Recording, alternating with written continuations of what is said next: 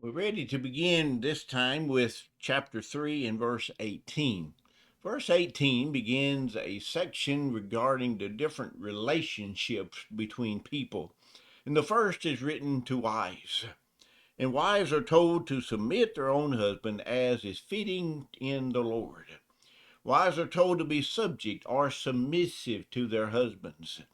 Now, oftentimes women do not like this, and sometimes husbands, of course, abuse it. This is in the middle voice, which means she chooses to submit. It doesn't mean that wives are like slaves to the husband. That's oftentimes what we think. Sometimes we get the idea that wives are basically slaves to their husbands, and that certainly is not what Paul is trying to get at here. Wives are not slaves, but they are to be subject, not obey like children or slaves. This suggests a different relationship between husband and wives than between the others. The word submit is a military term describing a subordinate's relationship to his superior. And Peter uses Sarah as an example of how how women willingly respond to the will of her husband.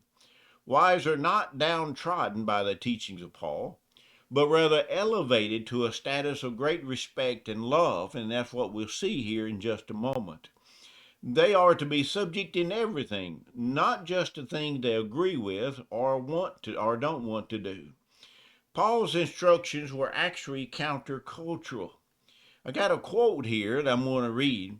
It says substantial evidence exists to indicate that women held many public offices and were expected to exercise their public duties just as were men. Women's names are recorded in a wide variety of official inscriptions recording and honoring their public service and generosity. They maintained temples and sponsored games, processions, and sacrifices. Women served as priestesses and as other leaders in most pagan cults, including those of Diana, Isis, Livia, Dionysus, Liber, and Liber. They are active in participants in liturgies composed of hymns and rites, administer temple and cult finances, organized feast day celebrations, played music, and made leadership decisions that affected large numbers of people. The Hellenistic age was generally a time of the emancipation of women. Women in Paul's day had considerable freedom of movement, rights in marriage and divorce, and in some places and in some cults, the right to hold public and religious offices. Greek women had abandoned the veil and were experimenting with countless styles of culture. Thus, we see that women in Paul's day were not like sometimes people try to portray, as if they are the downtrodden and simply slaves to the rest of society or men. Not now in the Jewish circles that might have been true, but not in Gentile circles. And of course, Colossians was primarily a Gentile church. Notice Paul said that women are to be subject as fitting in the Lord. That means this is proper for Christian women. This would limit the submission to requests that are not contrary, of course, to the will of God. To do something to do something against the will of Christ would certainly not to be fitting. A spiteful, hateful, begrudging submission is certainly not fitting as well. But then we come to verse 19, and here we talk about husbands. Husbands, love your wives and do not be bitter against them. If we understood this would limit how the husband and wives we live with each other. As we said, husbands certainly are not to be the dictator.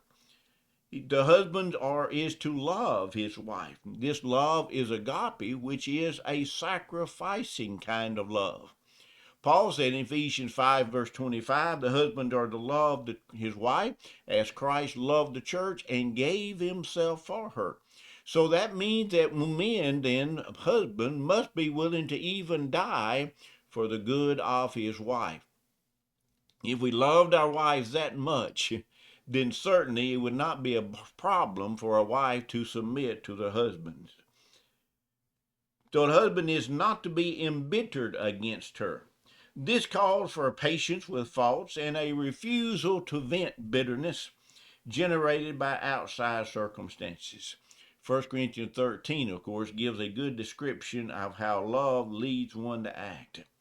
Peter wrote that wives are to be understanding, Peter wrote that husbands are to be understanding of their wives. The relationship between a husband and wife should be peaceful and harmonious. And it will be if both are willing to be the kind of people that God wants us to be. It would not be hard for the wife to truly submit to the husband who loves her enough that he would willing to die for her. Now, the question often asked is this submission a matter of culture or is it more than that? Some think the submission of wives to husbands is no longer valid because Paul was only stating what was acceptable in the culture of the first century. However, as we've already noticed, many women had a lot of responsible positions in the Gentile culture. Thus, these instructions were not based on culture. Paul appealed to the creative order of God. Paul's teachings were actually countercultural because, as we've already noticed, in the Greek Roman culture, women were entering leadership roles in societies. Now let's look at verse 20. Children, obey your parents in the Lord, for this is well pleasing in the Lord. Now, children means offspring here and does not have reference to any age or gender. Thus, this would include children of any age. Now, obviously, the relationship of an adult child to the parents is much different from that of a 10-year-old to the parents. But this obedience is stronger than that of the wife and is the same as the slave. Now, of course, all things include only those things that are right. We all have a higher obligation, which is to serve God. Now, when there is no respect in the home, there will be no respect for anyone in authority in society. Now, as was said, as children grow older and reach adulthood, there is no longer required the absolute obedience as before. However, respect for our parents and towards parents is always required. And so that's what we see here. Absolute obedience as the child is young, of course, but as the child gets older and becomes an adult, then they're no longer absolutely required to do everything the parent said, but certainly respect is always should be done. Children are to be obedient because that is well pleasing to the Lord. And this should be the ultimate goal of everyone, is to be pleasing to God, of course. And then we come to verse 21, and we have talking about fathers. Fathers, do not provoke your children lest they become discouraged.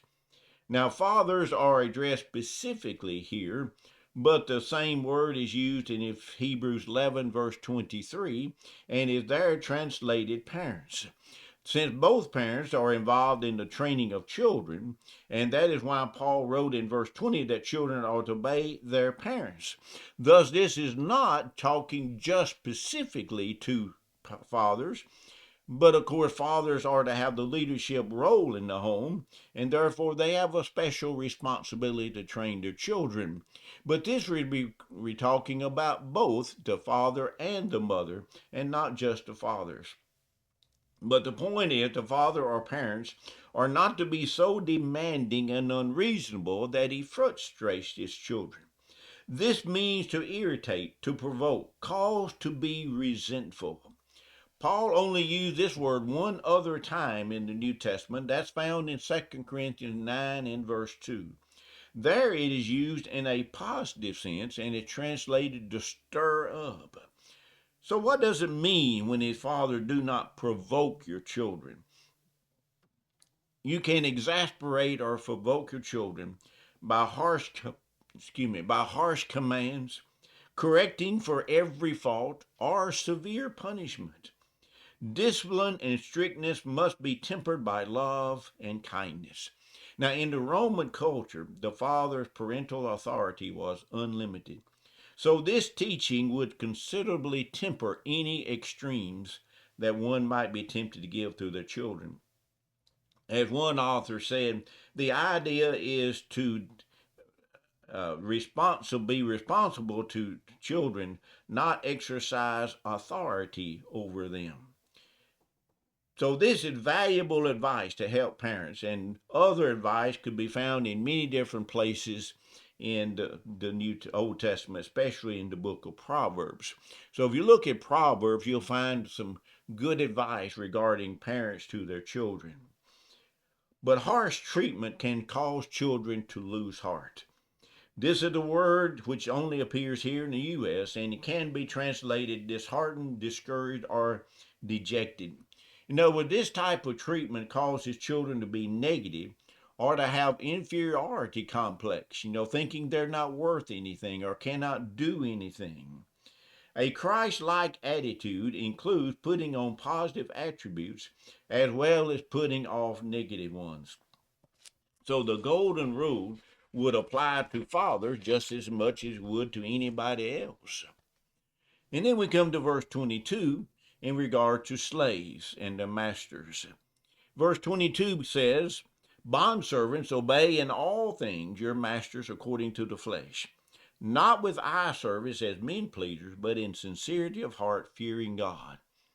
So slaves must obey their masters in all things. Regardless of how he was treated, he was to obey his master in everything that was right. Now, in instructing them, he showed respect for them as responsible members of the church. They are not just property, as we might say, but they had responsibilities themselves. Their need to obey was based on the relationship with Jesus. The word for master here is more often translated Lord and is used frequently in reference to Jesus. So slavery was accepted in society in the first century.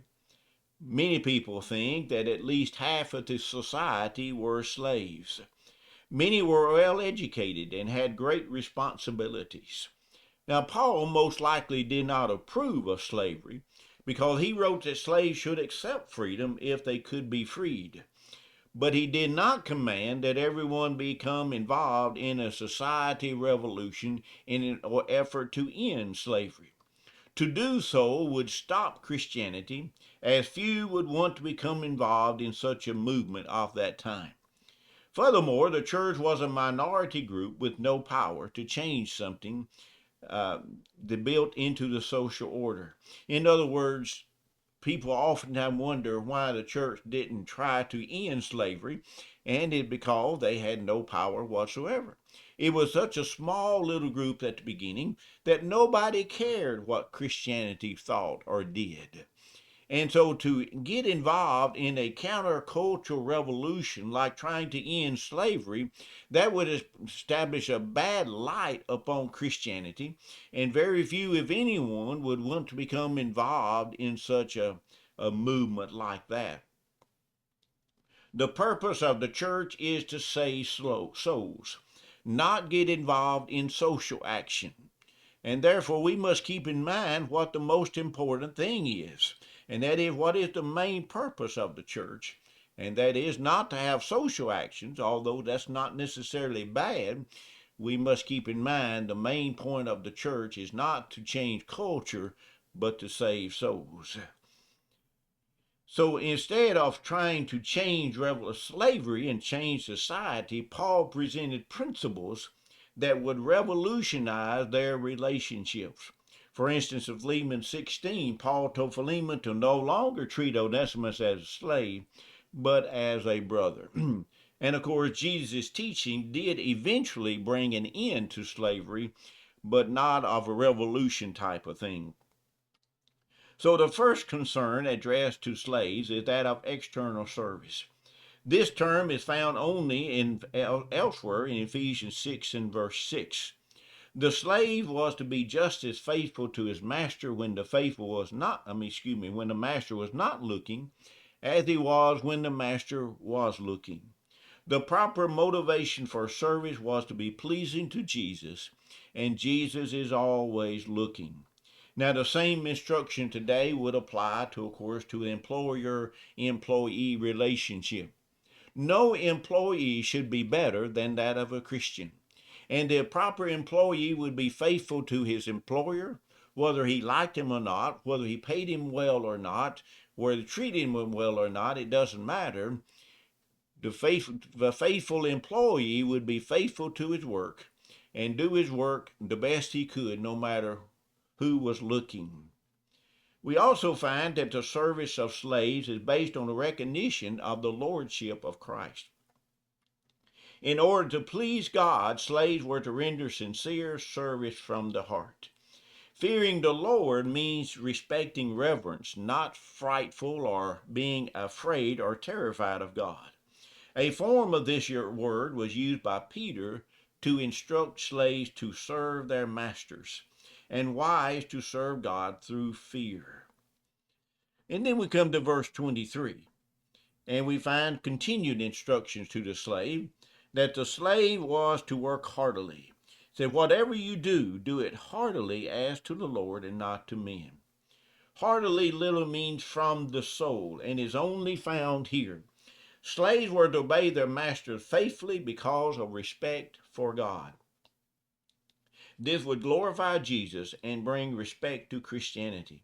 He was to put forth effort to please Jesus more than to please his earthly master. You see, as a Christian, he serves from a different perspective. And I think the same principle here would be regarding everyone. Whatever relationship we have, we are in whatever job we have, we are to do it heartily.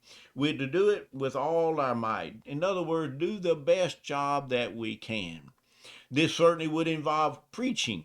Preachers should do the best job they can of preaching for the Lord. Yes, you're working for the church, but you're also primarily working for God. And so the principle of what you do should not be governed just by what the church wants you to do, but by what God expects you to do. We are to do the best job we can. In other words, don't be lazy.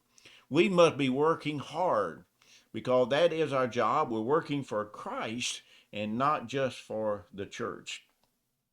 And then we come to verse 24 and gives further motivation why slaves would serve good or serve hard, knowing that from the Lord you will receive the reward of your inheritance, for you serve the Lord Jesus. By serving heartily, the slave would gain an inheritance. An inheritance was not an earned wage, but an inherited one. Most slaves, of course, had no hope for an earthly inheritance.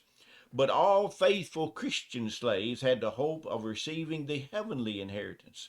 And it would be the same inheritance as all other Christians. The Christian strives to serve a much greater Lord, which is Jesus. And that's why we serve heartily, is so that we might receive the inheritance that we receive from God himself. And then verse 25, but he who does wrong will be repaid for what he has done, and there is no partiality. The slave and any other person who does wrong will suffer the consequences of his wrongdoing. This would refer to any person, of course, and not just a slave. This is singular rather than plural, as in the preceding verse. Retribution is an eternal principle with God. Thus, we see two reasons for our sincere and diligent service. One, Jesus will give the heavenly inheritance or heavenly reward to anyone who serves him, and he will then punish those who do wrong. God does not give special favors. God does not treat one person different from another person. God does not judge one person harsher than another person. He judges without partiality. The same warning is given to masters in Ephesians chapter 6 and verse 9. And then we continue on in chapter 4 and verse 1 for just a few moments. But verse 1 says, regards to masters, and certainly this is appropriate to go along with what we've just talked about.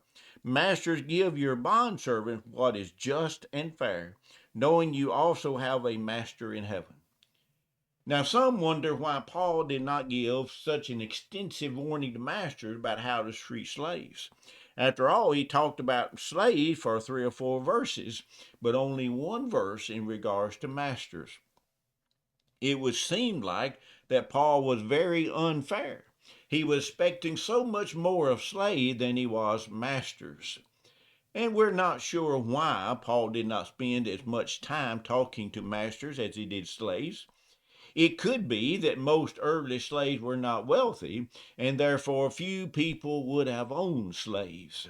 If no one owned slaves that were Christians, therefore it would not be any use to have a lot of admonition to master, because non-Christian masters would not be concerned with what Paul said anyway. But this, what does Paul does say, though, encompasses everything that needs to be said about how to treat slaves. Masters were to treat slaves with justice and fairness. Certainly, these would be new ideas to masters, because most people thought slaves were just things with no rights.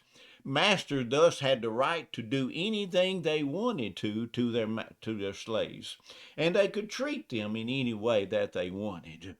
And in society, that was their right. But Paul was saying that is not what Christian masters should do. Few masters would have ever thought of treating their slaves with fairness, because after all they deserved nothing.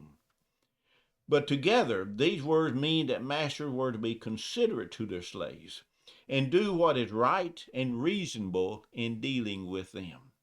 And the same would be true in employer-employee relationships.